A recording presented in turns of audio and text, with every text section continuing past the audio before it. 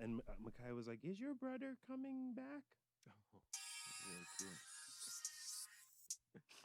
He asked if I had kids so that he could play with them too. Isaiah, Micaiah.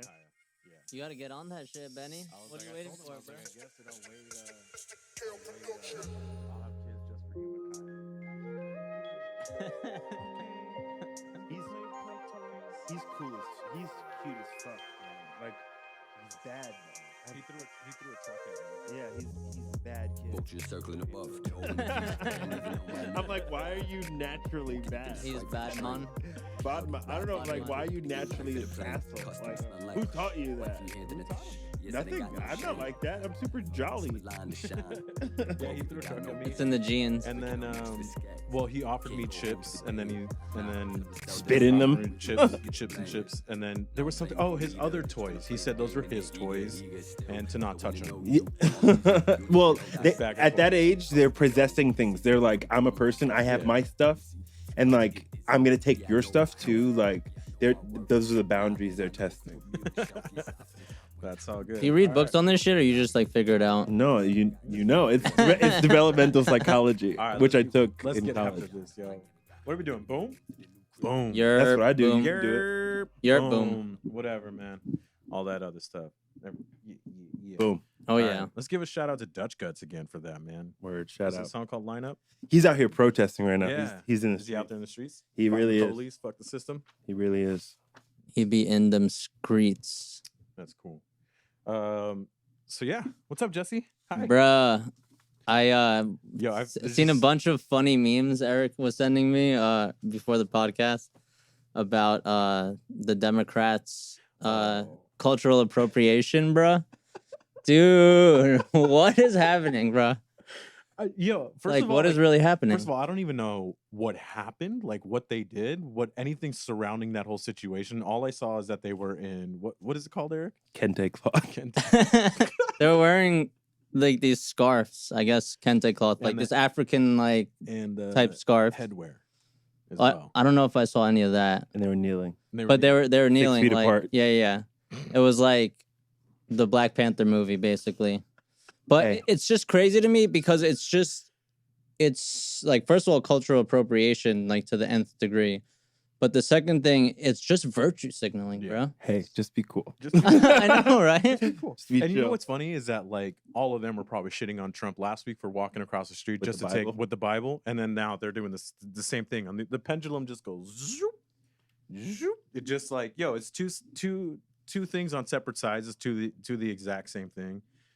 I don't know if it's fair to call it like white savior syndrome or anything, or what to call it, but I mean, aside from cultural appropriation, Yeah. like, yo, that shit was mad whack. Well, I want to know which staffer told them that this was a good The idea. one black staffer was like, they were like, "Hey, should we?" And they were like, "I can't." Yes. And they're ordering it on Yeah, Amazon. they're like, no, please, Kente cloth. please don't do it.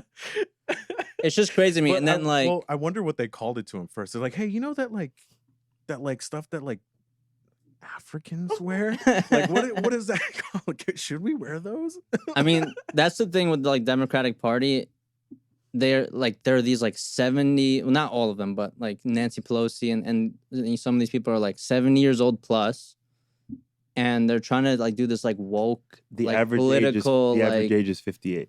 political correct like woke shit. It's like, Bro. bruh, that's just not your lane. Sorry, Yeah, just don't. like it's just not your And like lane. I said, what was the thing? Were they just kneeling?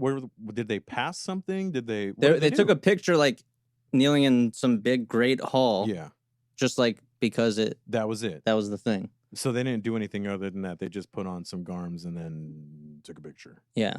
Don't. It's like, how about don't do that and pass some bills that are going to Yeah. help the people during like a fucking 100%. pandemic, 100%. you know? Yeah, I just Another thing I want to talk about, how crazy is it?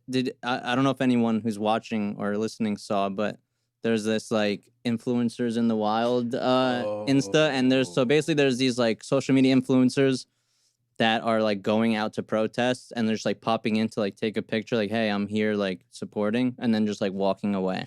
But like, I don't even think that description does it justice, because they'll like take props, a chair or whatever, or like Kylie Jenner who photoshopped a BLM sign into her picture, and then in the background, the shadow is like obviously not fucking there. Yeah, and it's just It's like Lambos and Yeah. shit. Like, It's just, dude, it's fucking wild. It's like, and this isn't my idea. It was just a funny joke that it's like Coachella weekend to these influencers. They'll like, it's just fun, dude. They'll get all done up, wear some fancy clothing or whatever, and strike a pose. And to be honest, like Eric had an interesting view on it. But at the same time, though, like Eric had an interesting view. It's like at least they're like, they're still putting out the image into their followers of, BLM and some support or whatever. But at the same time, though, it's like don't use this opportunity to gain off of people of color for your influence or for whatever Yeah. it is that you're doing. Because that's I feel like that's more like that outweighs more rather than like still trying to put out a message. It's yeah, I think it's bullshit. I mean, like, it's also cultural appropriation, right? You're like trying to use this culture of this protest and this movement to be like, hey, look, I'm part of the fucking squad. It's like, There's it's just so there's ridiculous. no way Democrats will win the election, or they can't win any election without all of the black vote. Without all of it, you think they don't know? They know that. They know that. So, I've been listening to some conspiracy theories, and there is like this like, they're gonna put the division to get the black vote. Am I gonna give them my vote? Yeah, I'm going to. But do I think that I know they know that's their move? It was poorly done, but that's how they're gonna try to capture the black vote during this time. Yeah, it shows to me how out of touch Washington is in general, both sides. I'm not saying one side is better than the other. Just how out of touch Washington D.C. is with like the rest of the country. It's like it's like a mini Vatican in the United States that just has like its own thing. It's just crazy, like kind of like what Eric was saying. I think, and we've talked about this before. This just assumption. It's like just by default. I don't know, man. Like what? I don't know how else to think, because like and Eric and I were talking about it yesterday. We were just hanging out in front of his patio of this just assumption, like, or just a placating or playing up to like the Latino vote, and the big one is like immigration reform. Everybody wants to take a platform to the Latino vote because it's actually a very powerful vote, and then it's just gone. It's gone. And so people because like it's playing to the hope and what people want. And there's just an assumption also that Latino people are going to vote Democrat because they play on that platform. Or you'll see like when we saw in the presidential debates where they'll try to speak Spanish to try to play up to the like, yo, just speak English, dude. Like, we understand you too. Like, don't stop that. Like, stop. Just be regular. Yeah, like just be regular, dude. You don't have to speak Spanish, dude. Like, we're fine. We understand you. And those of us who barely understand you and understand enough to understand you, like, stop doing that. Stop doing this thing. It's actually like super offensive to me. Yeah. It's like, like the Karen saying, "Oh, gracias" to the Mexican waiter at fucking Miguel's down the street. Dude, just say thank you. Yeah. Just say thank you. Stop that. Stop doing that. Oh, hola, como, can I get the enchilada? Like, yo, even I just say, yeah, man, let me get some enchiladas. Like, just be regular, dude. Yeah. Like, just stop it. Just stop placating. Stop doing this thing. It's so disingenuous that, like, it's actually disgusting. It's like grossing me out, dude. It's like, I'm not going to hear what the rest of you have to say because you're completely disingenuous. I think that actually brings us a really interesting point of like the politicians in general, like trying to placate, right? And like say the woke thing or wear the woke, garb or whatever. But we as humans can see through that shit. You know what I mean? Like, we have evolved to see through like what you're saying or what you're presenting, to see like the true intent behind it. And when you go through the wokeness and you see the true intent, they don't fucking care about any of us. You know what I mean? Like, they haven't cared and they're not going to continue to care. But it's just like, I feel like now more than ever, with all the things that are going on and like social media and like the amount of information we have, we're just seeing what it is. Like, we're seeing it what it is. And I feel like for me, it's like so obvious, but I'm hoping that the general population is starting to see through all this bullshit and just like being able to like call people out and like hold people to higher standards. I feel like it's like when they do shit like that, they see us as lesser than or dumb. That we're gonna like take the bait on this like bullshit fucking virtue signaling. You know what I mean? They're like, oh look, we're gonna do this, and it's the people over there are gonna like see it as a good thing. Yeah. But we can see right through that shit, you know? And you know, it's also interesting that like the younger generation or the generation that is starting to matter, we're no longer relying on Fox, CNN, MSNBC. We're not. So the old vote, the old generation that is relying on that is gonna die out. So we're getting like, and it's weird to call it alternative news sources, because I think a news source should just be a news source, and labeling it alternative almost in a sense disqualifies it as being a genuine source of news. So like you have these old dudes and old people who are out of touch, like you were saying, and we're starting to see that because we're no longer relying on the four major news networks to tell us, or for us to say, oh, I found the one that I like because they think like me. So we're now a generation and generations to follow. At least Gen Z is doing it. Millennials are doing it. Some Gen Xers are doing it. So now we're relying on news sources that aren't from the four major ones that are bought out from all of these, like George Soros, that aren't bought out from all of these to influence whatever thing is going on. So what's going to happen? Yeah. Like we're just slowly starting to see this thing that you're describing of like seeing it through. Because like, so they're going to have to adapt or become genuine or be real. Because it's like, I don't know. I feel like some of the woke stuff is starting to settle into a good middle a little bit now. And I think because of the recent stuff that's happening, it's almost starting to settle into like a significant, like, all right, we found a common ground, at least for right now, instead of such polarizing things to like be about. Now, I think our generation in this present time has found a thing to be about. So all the extremist things are starting to simmer a little bit, right? Yeah, I agree with that sentiment for sure. Because, I mean, some of the like over the top woke stuff hasn't been in the forefront, and it's all just like there's this sort of feeling. I don't know if you feel it the same way. Also, like I think like each generation has been marked by a unit measure of like this is the thing we were about, and I think millennials were missing that for a long time, and I think that's why there was just so many extreme factions of things that we wanted to be about. Mm-hmm. And for me, I felt that like all of those other things like finally have just funneled into what we've been dealing with lately. Yeah, and I think like how it's funneling into this movement. I think also this movement is not to like discount anything that's going on specifically with George Floyd or the police brutality. And I love seeing like all the new things. It's like justice for this case, justice for this. Like it just keeps piling on.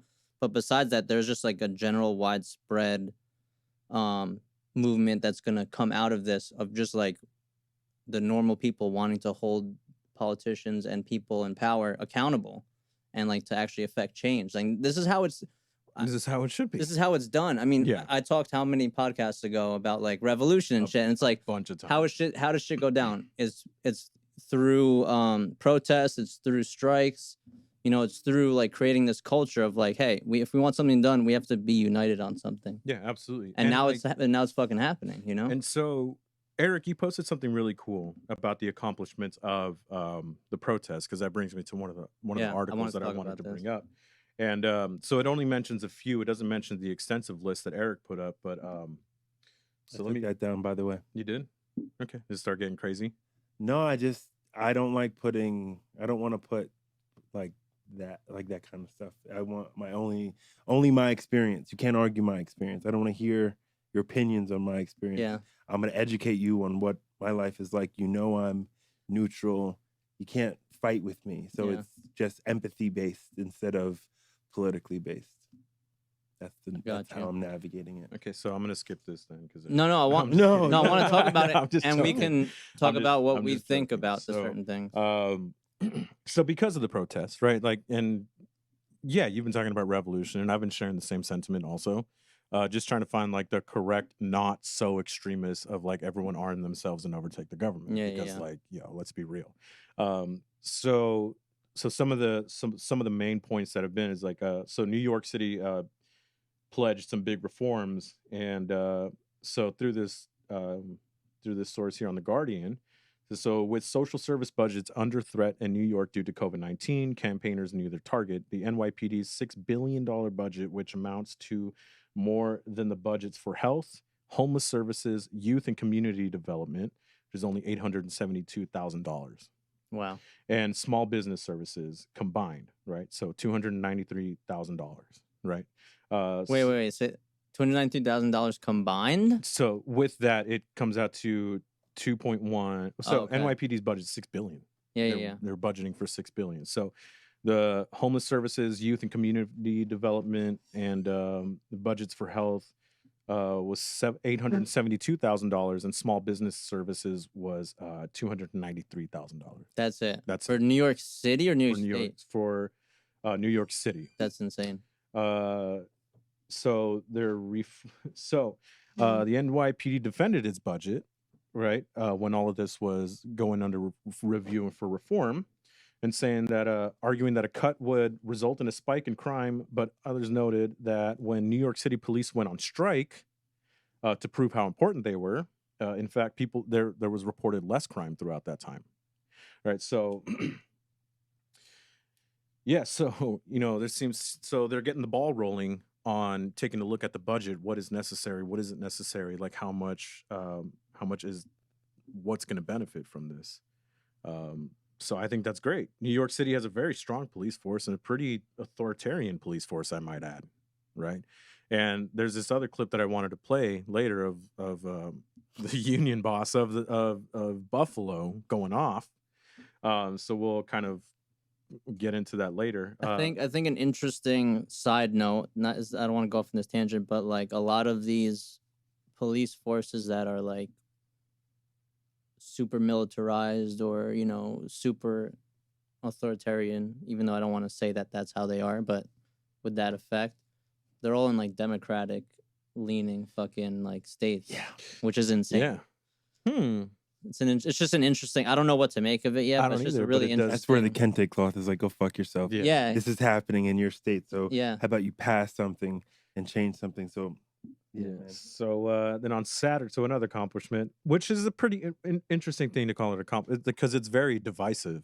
But on Saturday, protesters in Richmond, Virginia, toppled a statue of slave and plantation owner, the Confederate General Williams Carter Wickham. So they brought that shit down to the ground. They're doing it all over the country. What do you think? It's true. But not only that, but in the UK. They did that in England. Mm-hmm. They toppled down a big slave trader. What do you guys think of that? I think, Eric, you and I were having this conversation earlier of like my Christmas decorations are going to look different with a black Santa, a brown Jesus, because like, why do I want to keep looking at white things? So weird to have little white tchotchkes in your house, like little white toys. Hella weird if you think. Yeah, and it's super weird. It's like, because first of all, this is gonna be a little bit of a tangent, but first of all, like, where did blonde hair, blue eyes Jesus come from? He's a Middle Eastern man. They did that during Constantine. Yeah, when they changed the image. I know. I'm just saying. Sorry. Thank you for that. Yeah, thank you, and I appreciate that. So it's like, because I was having this conversation actually with my wife's family, who's predominantly white. Not predominantly, they're white. And I was kind of like trying to explain. I'm like, I don't want to like have to look at a white Santa. Because first of all, Santa's made up, bro. Like, so I can make him. Santa's actually white because he was a Nordic thing before anything else. True. But in my house, he's going to be black. Yeah. And in my nativity scene, Jesus is going to be brown. Because like, I've grown up with enough of this white stuff like being pushed in front of me. And like this forced assimilation as a Hispanic man, which I'll get into later. I have some thoughts about that I'm saving. And it's like, if I have the chance to like change that thing to like feel more comfortable with that, then let me do that. Because like, what does this really represent? Well, I think it's funny to think like Jesus being born and like just everyone around him is like brown, like, Middle Eastern Jew, and then Jesus comes out like white baby Jesus, blue eyes, like blonde hair, and then everyone's like, Jesus. Yeah. But so God made it, unless the Holy Spirit is blonde hair, blue eyes, then there's something I don't know that's going on. But as far as the Bible mentions, it doesn't mention anything about that. Yeah. But Jesus looks more like you, Jesse. Jesus would look more like you. Yeah, if I had like long flowing hair. Yeah. I'd be If basically Jesus the- had long flowing hair, we Why don't just even know. bald ass motherfucker Yeah. with a beard? So as far as the Confederate statues being toppled, dude, to be honest, like I understand it, because like why would we glorify a figure like this? And it's weird that like It's interesting. So Yeah. what I'm thinking right now is just like there's obviously two sides to everything, right? And like one side is like the historical nature and to like so history might need to be rewritten because it's only written by the winners or the people who have power at the time or whatever. But so these are historical things and possibly good reminders at the same time. But also, I don't believe that we should be glorifying people who were like not morally sound people because necessarily. the thing is, the Confederacy lost. Yeah. So let's take a look into that. The Confederacy lost. Yeah. Okay. So why are we holding on to this idea of this part of the country that wanted to separate itself completely from the American Union? Yeah. That's what the Civil War was started about. Yeah. And the slavery was added on later, but it originally started with the South wanting to secede from the United States. Yeah, because they were making bank off slave labor and stuff. Yeah. So, but the Confederacy lost. So I don't understand like what this necessity is to keep erecting statues. And then a lot of these statues were in response to the Civil Rights Movement. So let's not forget about that either. I didn't know that. Yeah. So a lot of these statues were in response to the Civil Rights Movement and happening. Be like, all right, you're going to do this. So we're going to erect all these statues of these Confederate generals. That's crazy. So the Confederacy lost. It's a response to the Civil Rights Movement in the 60s. And what these men truly stand for is like, I don't. So at the same time, like, I don't disagree with them toppling down the Confederate statues. Is there a historical aspect to it that needs to be respected? Yeah, but if you want to look at things beyond the surface level, are you go to gonna, a fucking museum? Yeah, are you going to detach yourself from this identity of like I'm South and I want to fly the Confederate flag? Like, what are we gonna take a look deeper into that? Do you want to take a look deeper into that, or do you have it so attached to yourself and like you need to find a culture in some way? Yeah, it's an interesting like thing to be like proud of. You know, like, oh yeah, we're from the South and we represent whatever the fuck the South represented. I'm not really sure what it was because I wasn't alive back then, but I could tell you it definitely was on the wrong side of history. You know what I mean? So yeah, it's a very interesting point. I didn't realize that the statues were erected during the Civil Rights Movement. In that sense, it's already like a bad move, and they should take it down. Hey, get it out of here. Dude. Get it out. You gotta go. So I understand. It's a valid point. I think it's a valuable form of saying like, yo, we've just had enough of this shit. What does it do to a black person that has to walk by that statue every day? What does it do? Eric, is this like to you, man? This isn't like 400 years ago that this was happening. This is a couple generations from us. 2 70-year-old grandmas. Yeah, that's it. 2 70-year-old grandmas, man. It's not a long time ago. And then it's not even that it's a long time ago. There's still stuff you deal with. So on top of it, so for me, it's like rip those down because we're finished with that. In Nazi Germany, it's illegal to have a swastika, period. Mm-hmm. It's illegal. Yeah, imagine just like people like erecting like Hitler like this. Yeah, like you can't do that. So we had that war. Let's move past it. It's over. So take it down. There's no need. And if that's your history, if you're part of that, then have that history in your home. Yeah. But to make people look at it and impose your will, there's a lot of that. It's like, I'm gonna impose my will because that's where it comes. Like, this is my country. This is my state. You fucking, if you got to walk by it. And it's like, no, bro. Like, you're not going to impose your will on us anymore. Yeah, first of all, you don't own the shit. Sorry, bro. Yeah. But you know what I mean? Yeah, just be chill. Yeah, just be regular. Just be bro. fucking cool, dude. But I mean, like, he's right. It's a representation of this overlooming, we're gonna be over you. People think that equal rights means less rights for you.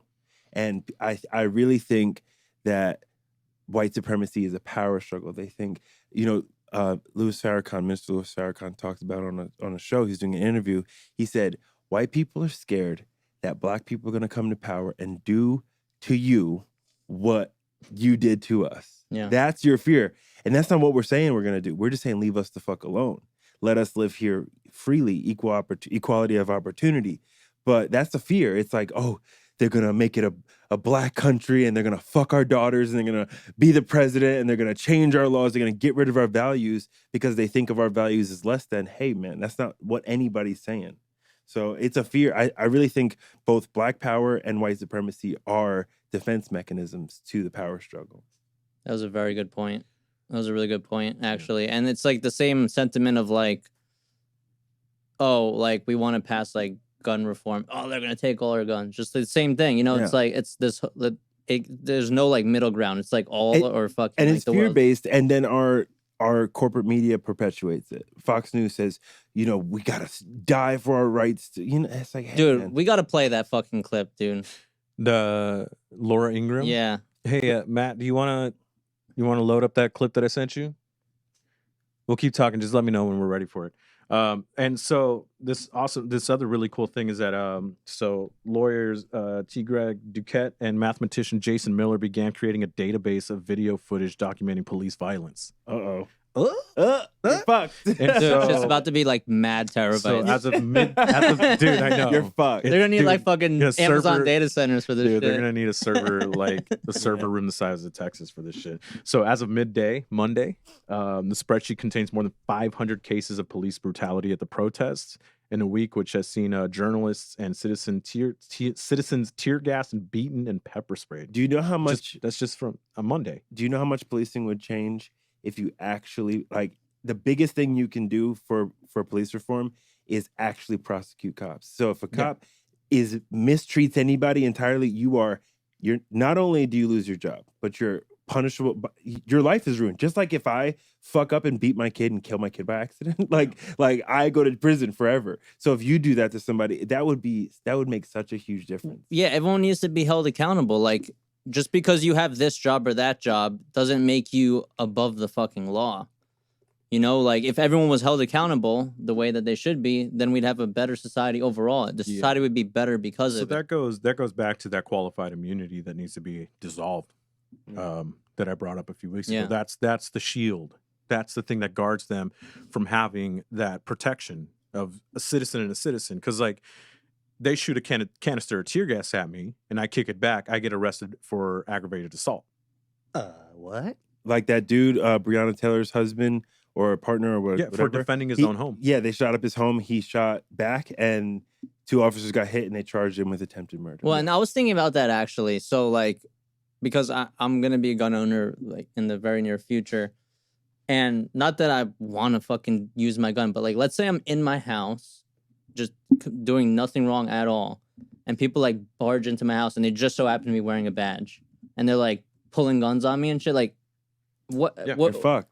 And even not only, but can I fucking defend my own like house? You know what I mean? You're gonna be guilty until you prove yourself innocent. Mm-hmm. But even if a burglar comes into your house, they're going to arrest you. They're going to take that guy, and they're going to arrest you, and you're going to have to prove that you didn't do it. It's like or prove that he was broken into my house. Yeah, that he broke into your house. But the cops don't have that. The cops like, oh, like. And they shot her up, and we're like, "My bad, wrong house." And not only does the police unions and local government defend them, then you have white people say, "What did he do?" And then criminalize the person with them not even there to defend themselves. Or if I was killed by the police and they took my history, I'm not able to speak up for myself. I have been sober a number of years, but they can say he was arrested in 2009 for and demonize me. Well, that's what we're seeing with even George Floyd. Like, people on that side of the argument are saying, "Whoa, he was a bad guy. He had drugs in his system." Dude, so dark, bro. It's so dark. Talk about the Candace Owens thing. I want to hear your perspective. Yeah. Well, so I didn't watch the video. I literally watched 20 seconds of the video, and I was like, "This bitch is fucking crazy." It's fucking gross. Like, I couldn't even watch the video, like, because I just knew like already like what side she was taking, and it was just so wrong in so many ways. But she was basically alluding to the fact that George Floyd was a bad guy. Yeah, so she was saying, like, I'm not going to let George Floyd be a martyr for the cause.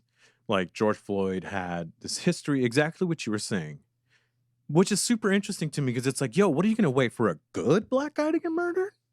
Is that what you're waiting for?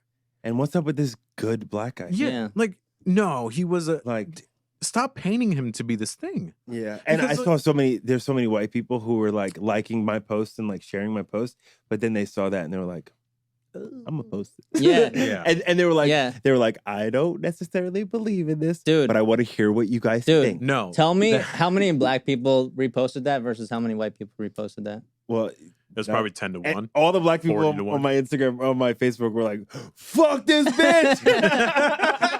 Yeah, going so hard to pay. But a lot of white people, it confirmed what they thought. They were like, if you're a criminal, you can get killed. Yeah, you know? Which is insane. So that brings us back to the point of like, no matter what your fucking history is, that does not justify you being murdered in the street.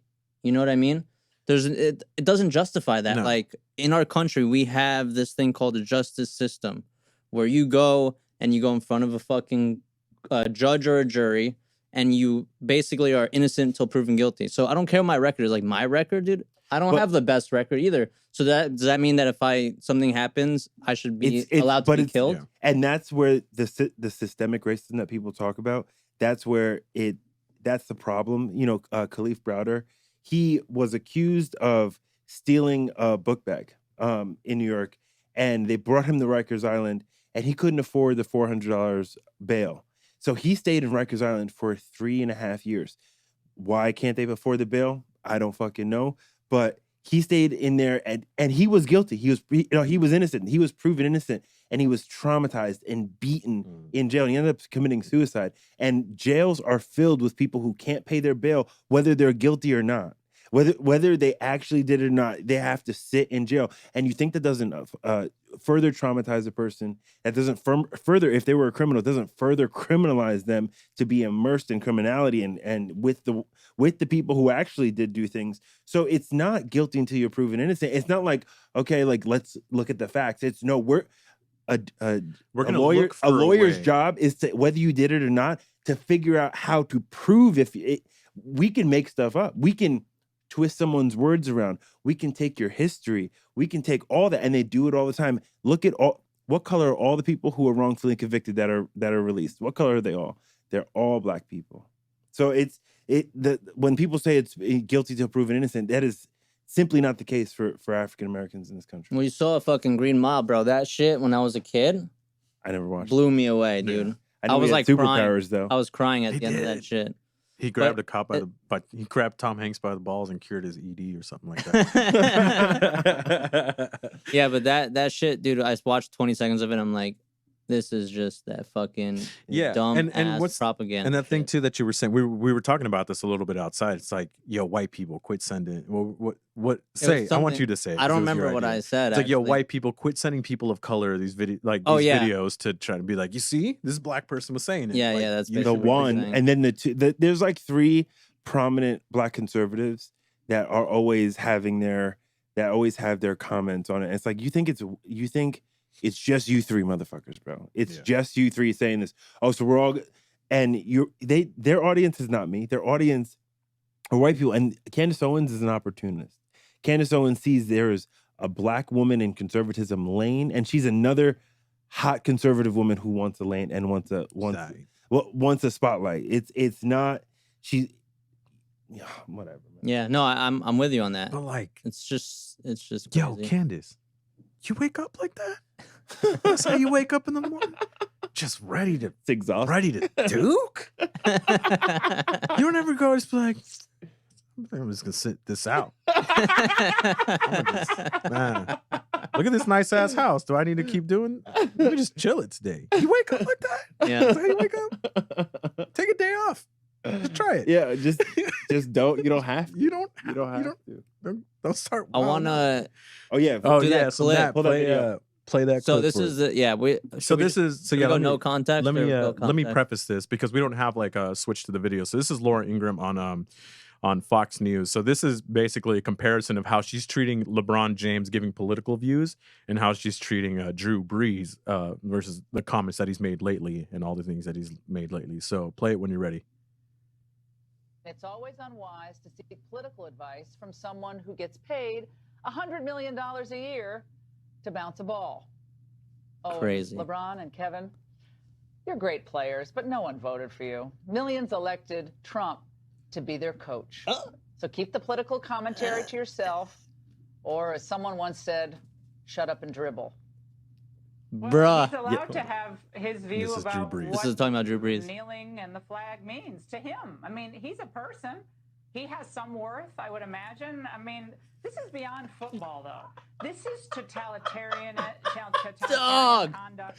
This is Stalinist. And by the way, on the streets of New Orleans, we're looking at live pictures. They're shouting F Drew Brees. That's what this moment has done to the beautiful team spirit of the New Orleans Saints. He's a great Christian man.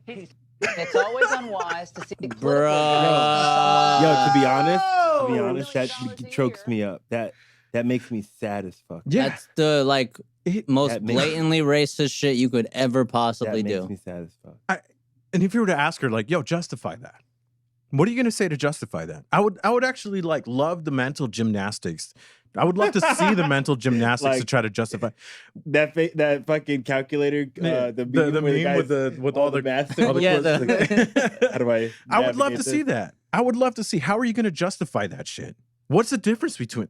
But that's the thing is they're not. It's Well, we know what the difference is. the difference. Obviously, the difference is because LeBron James is black and Drew Brees is white, and he's a good man. I mean, you hear He's a at the good end, Christian he's man. a good Christian man, and oh my god, like this infuriates me so much. That's why I talk about blackness is not exhausting for me. Yeah. I really like it. It's dealing But with the all stuff- this shit. Me and Benny were talking about another person earlier today, and then shit like this. It's all passively, fucking it's tiring.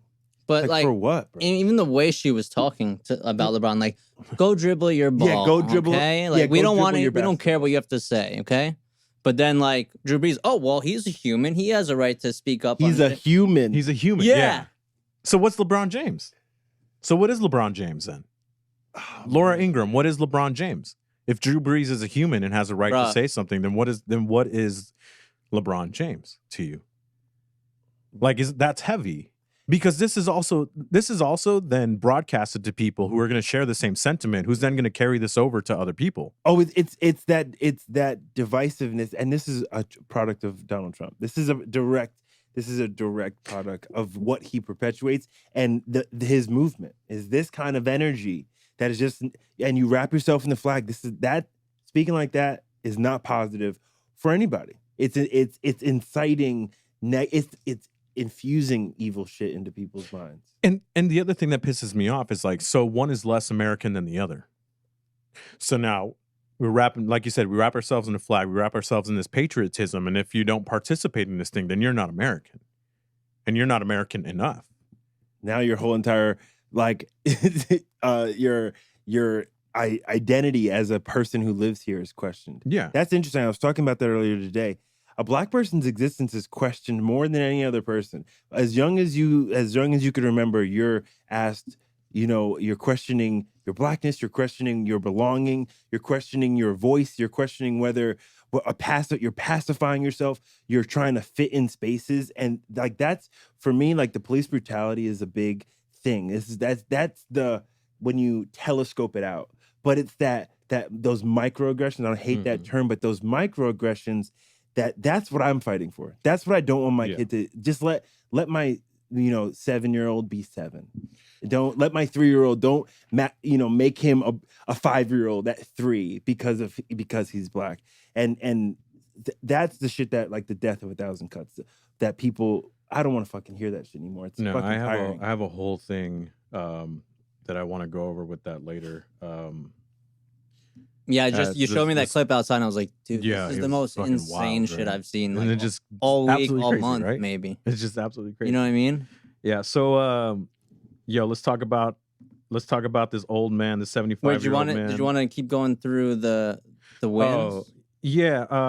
Obviously, the biggest thing, which is super interesting, is the disbanding the police department in Minnesota. Yeah. So they actually they're talking about. They haven't voted on it. They haven't sat on it. They haven't written a bill on it. They're just talking about that. They're making proposals to disband that police department. Yeah. So I know defunding is a big talk around different areas, but the disbanding or abolishing or whatever the fuck like just getting rid of it altogether. I saw that there was this video of when the Minneapolis mayor went out to the BLM protest, and they kicked him out. And they were asking him like, "Are you gonna disband the police?" And like he basically said no, and they like all booed him out or whatever, you know. So this is a very interesting discussion, and I feel like we're gonna be working through. I don't think that I really have any idea of like how I should really feel about it, but I think just off top, I do not believe that like just disbanding police just like across the board is like necessarily the best route to take. I don't think that's the solution. Because what I would like to see, and I'm not going to say this is what we should do because I don't have all the answers. Yeah. But what I would like to see is the defunding of the militarization of the police. And then accountability as a citizen of the United States. Yeah. Because you're a first responder to keep people safe. You're not like, you shouldn't be out here. Like, so when I go on a drive, when I go outside of San Diego, I make sure my car is meticulously clean. I don't leave any trash. I don't leave this. I don't leave anything. Because if there was a sandwich bag on the floor, then the cop might have a probable cause to pull me out of my car.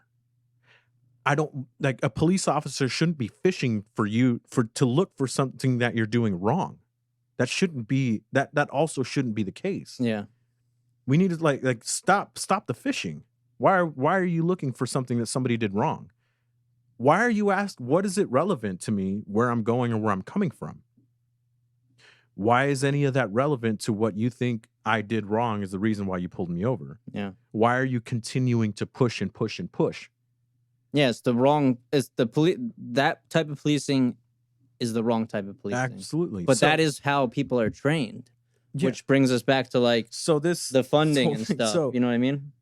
So qualified immunity, to me, defunding the police to a point, and I don't mean like we don't give them any money. I just mean in a sense like should they be militarized? Well, so I want to talk about this specifically because I was watching David Pakman. He does like what we would call alternative media. He does like kind of a news show podcast thing. And he brought up some interesting topics on specifically defunding the police. Because he was basically saying it's not like a broad blanket, like just defund the police. Because yes, demilitarize the police, but also we might actually need to fund them more depending on like what type of training and what type of things that we want to accomplish with our police force. Mm-hmm. So like if let's say instead of doing whatever the amount of time is like, whatever it is, 13 weeks, I don't know the actual number.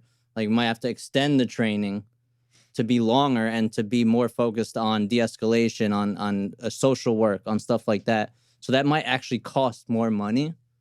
But like the militarization of the police, that just needs to go away. Yeah. Like, we don't need police officers like in the street with like every type of gun you could imagine, like full riot gear, like shields, like tear gas, like all this stuff. And even tear gas is banned in the international community to use in like war or something, right? But we can use it on our own citizens. Yeah. So it's like this logic of like more force means like the right thing is the wrong way to go about it, you know?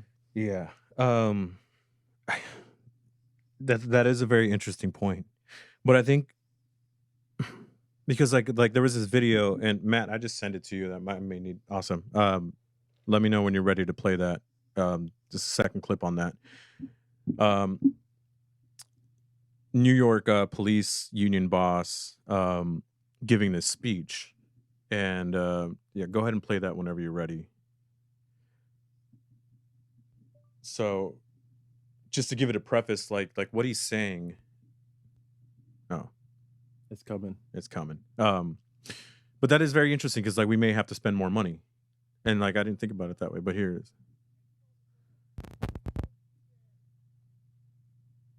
Stop treating us like animals and folks, and start treating us with some respect. That's what we're here today to say. We've been left out of the conversation. We've been vilified. It's disgusting. It's disgusting. Trying to make us embarrassed of our profession. 375 million interactions. Overwhelmingly, positive. Nobody talks about all the police officers that were killed in the last week in the United States of America, and there were a number of them. We don't condone Minneapolis. We roundly reject what he did as disgusting. This is insane. All right, so Yeah. so the beginning go portion off. of that, Go so, off, Queen. Go so the off. beginning portion of that, like, I love this so much because the beginning portion of that, he's like, they're vilifying us, they're seeing us as animals, they're seeing us as thugs, they're doing all this. Hey man, welcome to it, dude. Welcome to it. That exact same sentiment, that exact same frustration, everything that you're feeling right now is what has been put onto people of color from the very badge that you're holding up defending. Welcome to it. Bars. And the other portion of this too is that, oh, so now you don't like being put into this group and having put all this responsibility on you for a few people that do bad. Welcome to it, man. You're getting a small morsel of what people of color do from that representation of your badge, and not even just the badge, but just in general. Yeah. Welcome to it, man. Because I'm not seen as an individual. I'm seen as a Mexican, as a Hispanic. And when you hear build that wall, when you hear they're rapists and thugs, when you hear all of this, I'm getting grouped into that too because they don't see me as an individual. And the same thing with you, with your people from the Middle East. Yeah. Are you seen as Jesse? Or is there a low key like, yo, is he a terrorist? Oh yeah, dude, I've gotten that before. Even just like walking down the beach. So, and then the other thing too is that like I'm seeing now all of these white people say, well, don't lump us into this thing. We didn't kill Martin Luther King. We're not responsible. We're not this and this and this. Well, welcome to it, dude. This is it. This is what it feels like. You're getting a small little bit of this in these last 2 weeks, when for me, it's been 29 years. It's been 29 years of carrying this responsibility. Yeah. It's been 29 years of hearing all of these things. It's been 29 years of not being American because Hispanics are always seen as foreign. It's been 29 years. So you're getting a small portion of this. Imagine what it feels like now to be in my shoes, to face this your entire life and generations before me. Yeah. So I'm sorry, union boss. I'm sorry that you're being viewed that way. And if guess what, man, then you may not be able to represent this anymore. If this is how you feel now. Yeah. So then move on. Because that might be what we need also. And if this is how you feel, and if you don't feel like you want to stand up for that, perfect. Then move on. Because now someone else will fill those shoes who might be better suited than you. It's just so crazy. Like when you pointed that out to me, like, because I first was listening to it and I was like, whatever, it's just this like angry fucking cop going off. But then when you put it that way, it was just so clear to me, like the shit that he was complaining about being like lumped in with the bad apples and, you know, like we're all not bad people. Like we actually do a lot of good shit too. That's exactly what all the fucking everyone else is doing, you know? Yeah. Everyone else is like, why are you lumping us in with them? Like, why are you calling us all thugs or criminals and shit? Yeah. It's just so crazy that like that was his reaction to the situation. Was exactly the reaction that everyone else like is experiencing. It shouldn't be happening to me. Yeah. And you know, other white people are gonna identify with that. They're gonna be like, yeah, dude, I feel it, and it's gonna perpetuate that narrative of people. I'm not racist. Why are you grouping me within the racist? And that you don't get to say you're not racist when you say racist shit. You just because you don't think what you're saying is racist doesn't mean. And they're gonna now that's gonna garner that support. They're gonna be like, oh, I feel that. Mm-hmm. It's gonna play on their hearts and minds. It's gonna pull on their strings. You know. Well, so the reverse side of this. So, like you being a black man, you being a man of Mexican descent, like you have the responsibility to like better your people, right? Like you want everyone to grow and be better. So instead of him complaining about this shit, like maybe he should start trying to better his community and like instead of like letting the few bad apples rot the bunch, like point those people out and be like, no, these people got to go. But no, we're just going to fucking throw up our hands and be like, yo, dude, we don't deserve this shit. It's like, come on, bro. Like take some fucking responsibility. And I think this leads back to a conversation we've been having before about like our president and whatnot and like not taking responsibility. It starts at the top, bro, and it goes all the way down the fucking line. No one wants to take responsibility for their actions. And it's like, if we want to be a successful society, everyone needs to be taking responsibility for themselves and the people around them. And we all have to be accountable for our actions. You know, it's like, what we're all just gonna be like, oh, and point the finger at someone else. It's like, dude, we never get anywhere that way. Like that's how fucking civilizations crumble. Is always pointing the finger at someone else. So back to that thing of like us looking out for our own communities. There's this Cesar Chavez quote, and it's put up in a few places here in Barrio Logan. But he said, "We cannot seek achievement for ourselves and forget about progress and prosperity for our community. Our ambitions must be broad enough to include the aspirations and needs of others for their sakes and for our own." And Eric has been big on this lately because, as like I was saying earlier, we're not seen as individuals. We're seen as a collective. If Eric does better, I do better. If you do better, I do better. If the Mexican market down the street does better, I do better. Because this recognition of like, oh shit, they're doing good. And we're changing the narrative. Yeah, and we're changing, absolutely. Because until then, we're still going to be seen as the results of Southeast San Diego. We're still going to be seen as like, oh yeah, man, that place where it's crime ridden and there's all of these things and drug addiction and all these things going on. That's how we're going to be seen if those things can't change. But that doesn't mean, what that means for me is that, okay, so that means I can't just look at my own world. That means that the man down the street is also my responsibility. You want to talk a little bit more on this, right? No? Okay, so and it goes further on that, but we don't have like the most time in the world, and I wish I can kind of get into it a little bit more. But there is this one thing that I wanted to share that like has been weighing heavy on my mind. And I was sharing it with Eric a little bit because I was like going to post it on social media, but I think it like does better justice on here.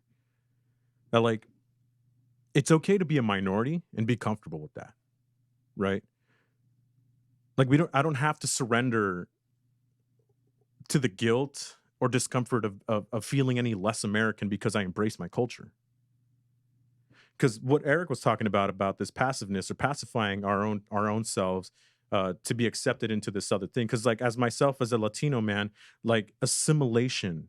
See, I don't know, assimilation may not be so big in the forefront of the African American community, right? No, because we're from here. Exactly.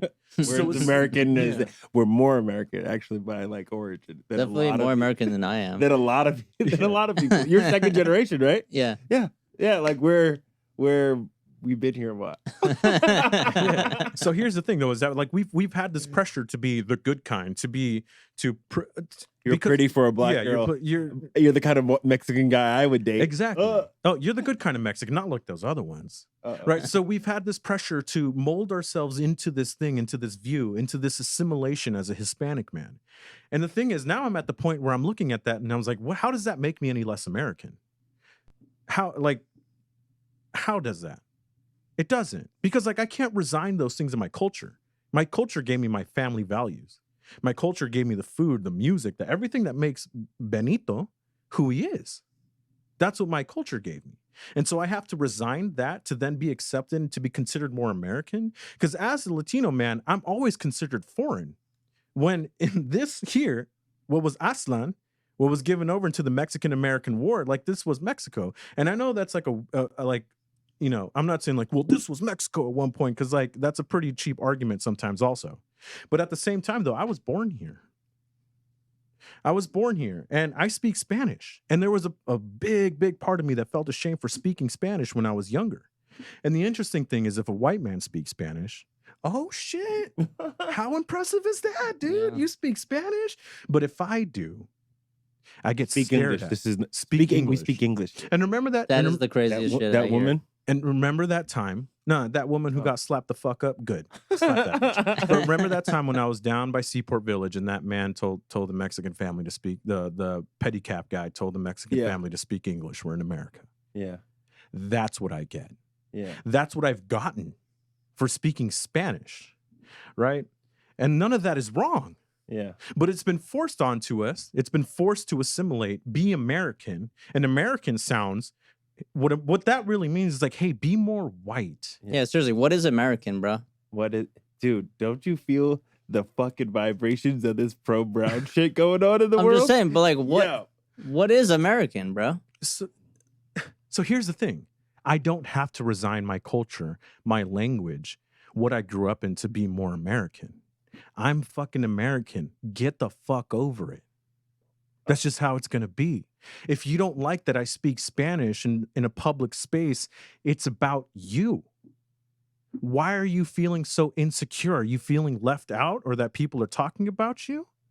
Have you done things that have made people talk about you? What is it? Because what is it making you so? What is causing this discomfort? I'm just speaking a different language. Power struggle. It's hate. Exactly. Power struggle. It's a big power You're struggle. gonna take this over. No, what I want is for my community to prosper. What I want are better schools in this area. What I want is for business to thrive. What I want is for the Mexican market to not be taken over by the Walmart that opened up down the street a few years ago. That's what I want. Well, I think that's really interesting too, because that's what everyone fucking wants. Mm-hmm. That's what everyone wants. Everyone wants their communities to be thriving. Everyone wants their children to go to good schools. We all can share that across the board. I don't care what fucking race or ethnicity or religion you are. That's what you want for your community, for your kids, you know, for your family, for your friends. So why can't we fucking agree on that? Yeah. You know what I'm saying? Like, let's just agree on that as like, that's the starting point. Like, we want this. We all want the same fucking thing. So I'm sorry, So- I like went off No. over there. Now, let's get ready because there's a flip side to that. To my fellow Hispanic people, are we ready to have this conversation? I don't think they're ready, man. Because Latino people don't get a fucking pass. You don't get a pass. Because Latino people have been historically racist towards other people of color, other cultures, towards black people. They go hard in the paint. They go hard in Yeah, the they go paint pretty against fucking that. hard. Ask another Latino man if he's going to let his daughter date a black man. Ask him genuinely, but then he's going to have no problem marching down the street with a BLM sign. And that goes also just as a broad statement in general. Yeah. But Latino people don't get a pass on that shit either. And I'm tired of seeing that shit. And not only are we racist towards other cultures, we're racist to our own culture.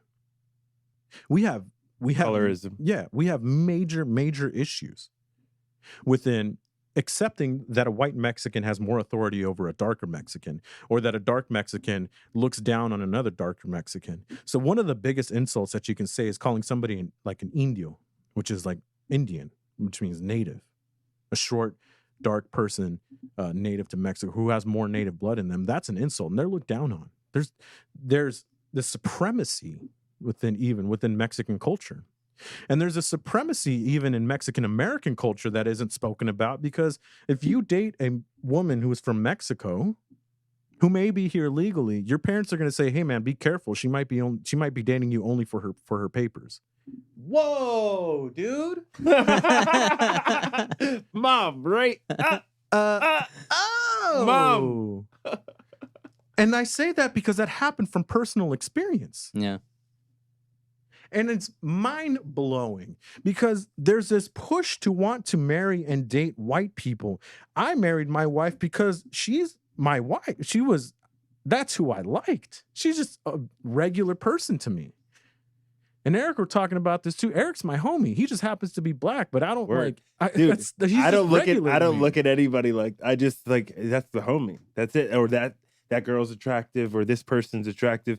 That's how I look at it, and I think that's what we're all talking about. We're all just being like, hey, just be like that. Yeah, Yeah. just Just be fucking when you regular, meet bro. someone where you're like, yeah, just be regular. I'm gonna make a shirt Just because be regular. Dude, that's a it's- great fucking idea, dude. merch. But Yeah, but you're that's You're welcome. there you go. That's all Betty right there. No, but that's so. But that's it. It's like, hey, just think of everybody as like the way I think of them, in the sense that if you suck, you suck, you know. And if you suck and you do, like, just be chill. Just be chill. Yeah. I don't. You just went off, Benny. Yeah, that was fucking That was to bars. so to wrap it class up. to that, dude. So I to love wrap that it up, shit. So to wrap it up, my other people of Hispanic, my other Hispanic people, or Latinx, or whatever we're using, I'm trying to catch up on it. I really am. Semantics. Just kidding. Are you ready? Are you ready for this whole thing? Are you ready to face your family? Are you ready to face generations of this engraving in you? Are you going to be able to look? Are Mexican Americans going to be able to look at the other Mexican man who doesn't speak English as equal? Ooh, are you ready for that? Ooh, are you? Damn, bro. Or are you automatically going to think paisa in your head? Ooh. Damn, I think Benny does train with fucking heavyweights.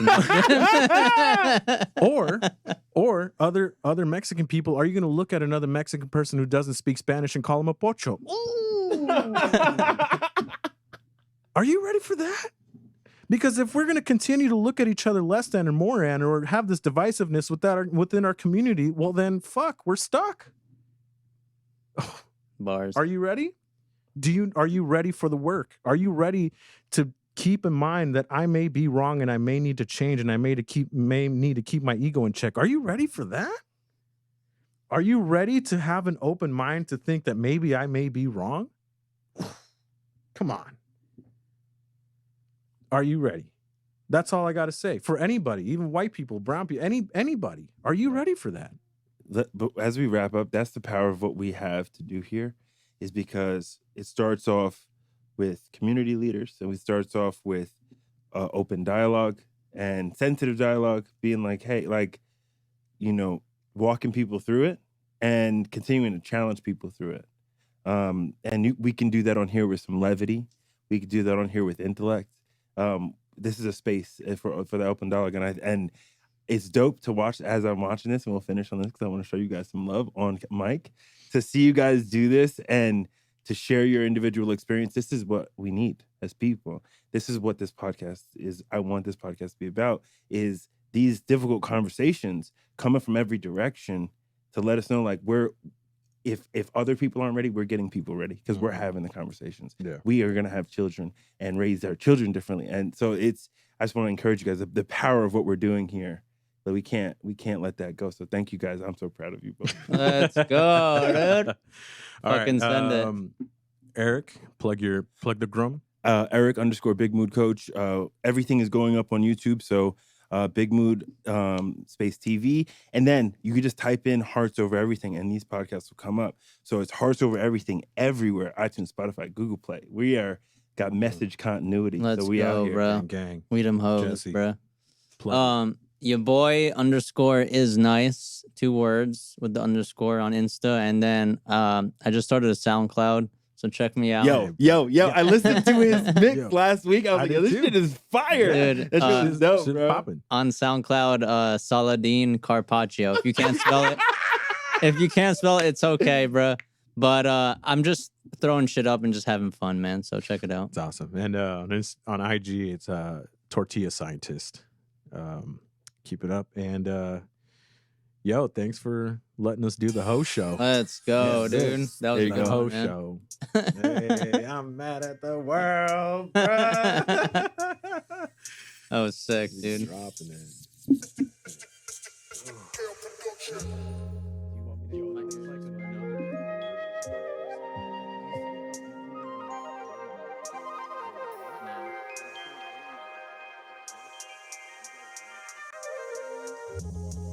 Vultures circling above, they all in a piece, but they don't even know my name.